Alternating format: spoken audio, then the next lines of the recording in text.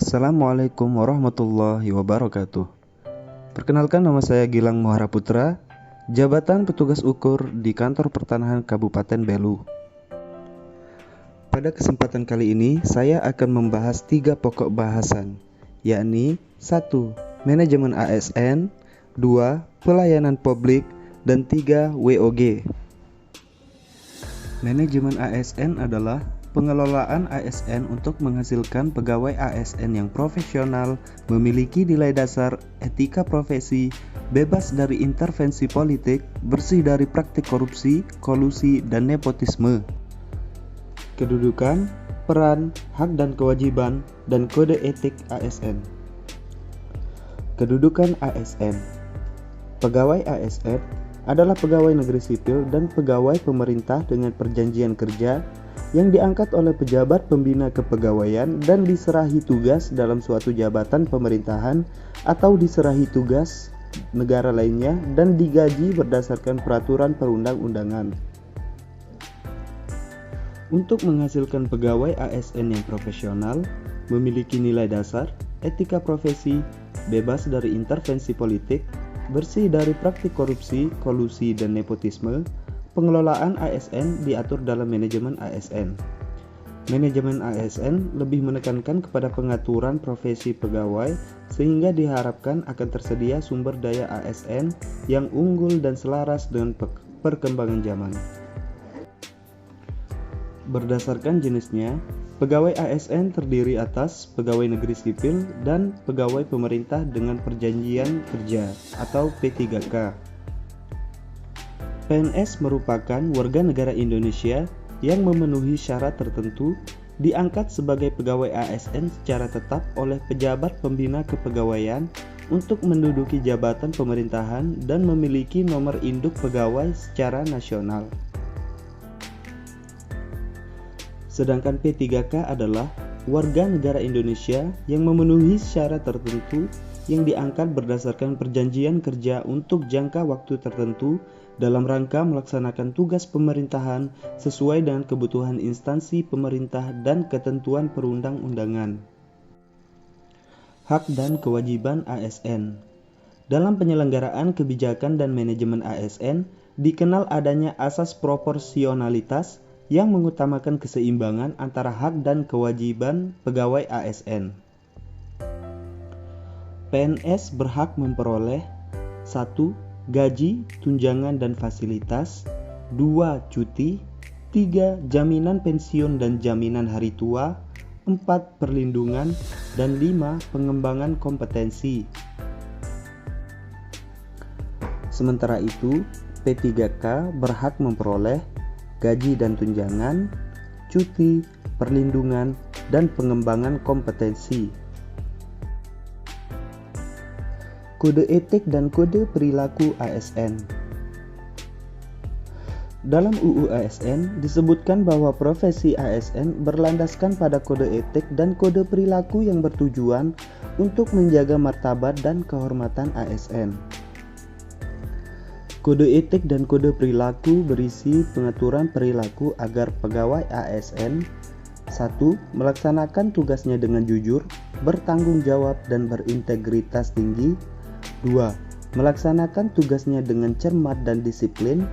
3. Melayani dengan sikap hormat, sopan, dan tanpa tekanan. 4. Melaksanakan tugasnya sesuai dengan ketentuan peraturan perundang-undangan.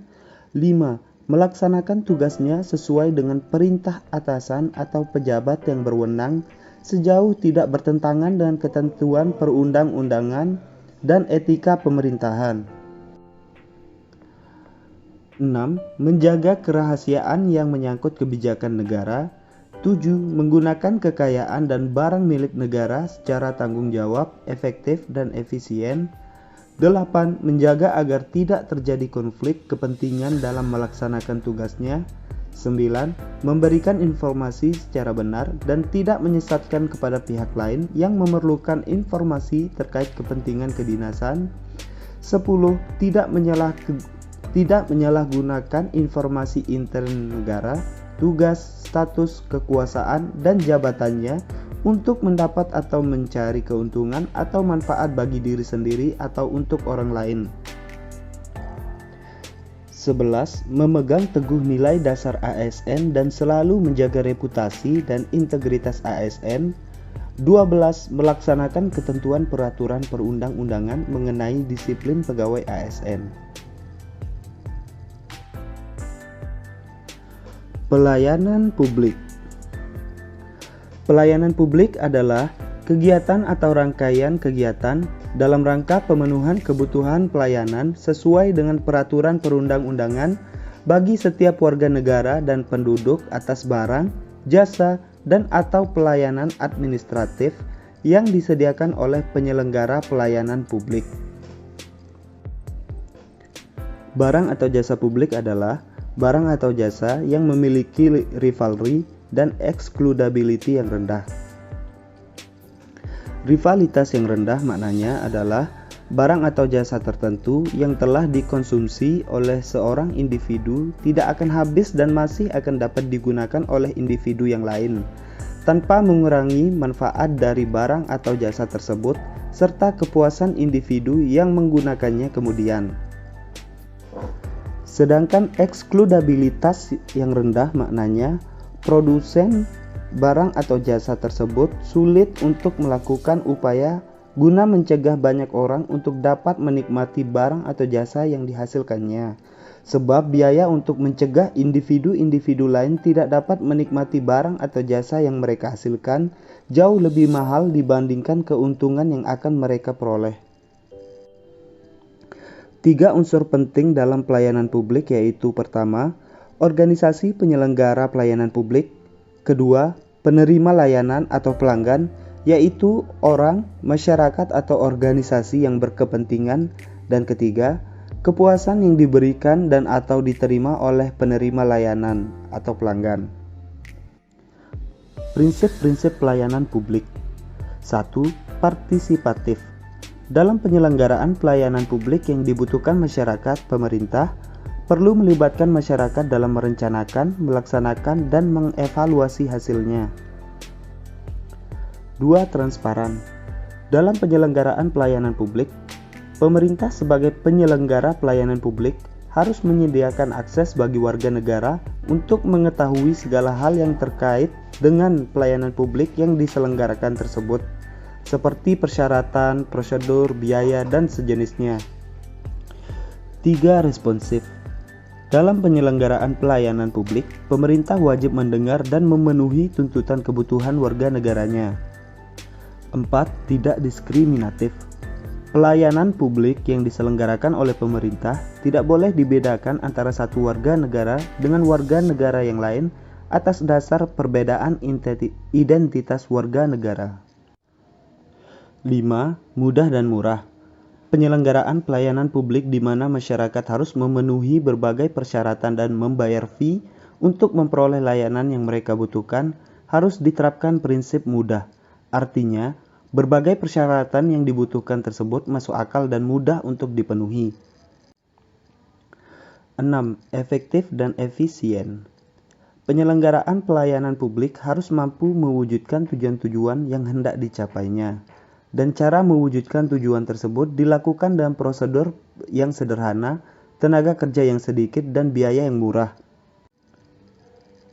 Aksesibel. Pelayanan publik yang diselenggarakan oleh pemerintah harus dapat dijangkau oleh warga negara yang membutuhkan. 8. Akuntabel. Penyelenggaraan pelayanan publik dilakukan dengan menggunakan fasilitas dan sumber daya manusia yang dibiayai oleh warga negara melalui pajak yang mereka bayar.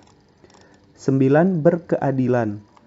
Penyelenggaraan pelayanan publik yang dilakukan oleh pemerintah memiliki berbagai tujuan.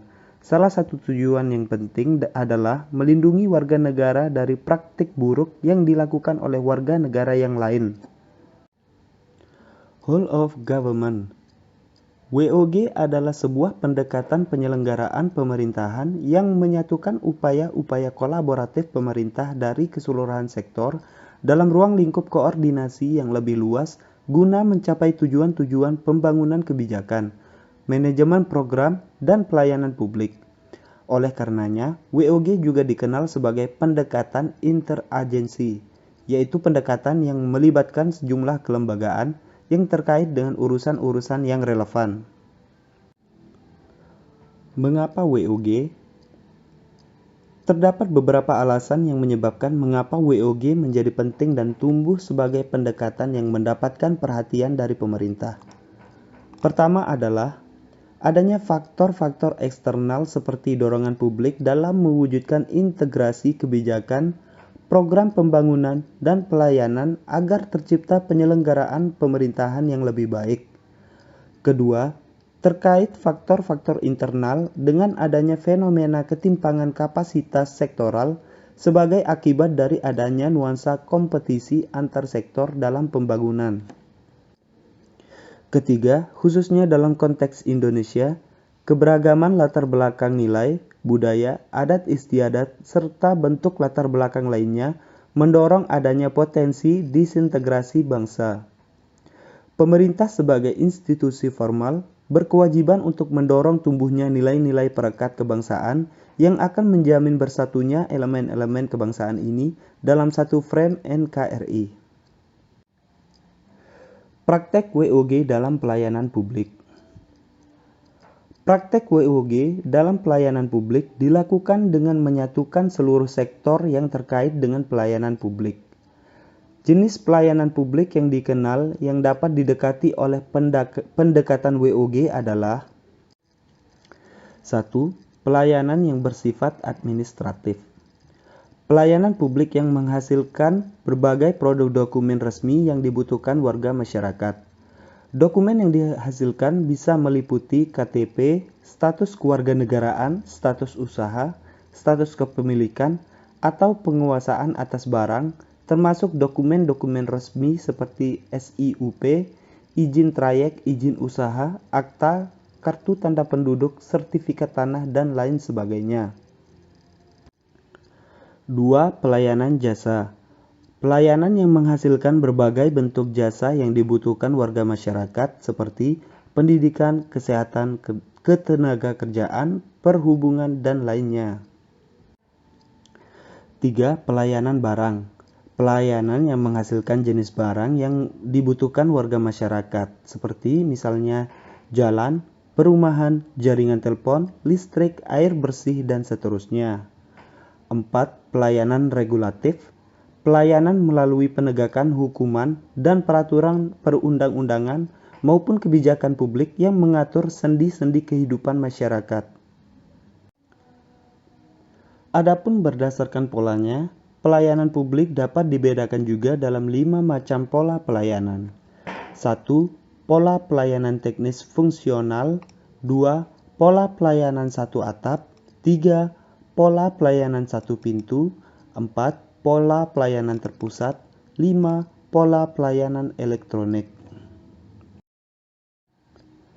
Demikian penjelasan saya mengenai manajemen ASN, pelayanan publik, dan WOG.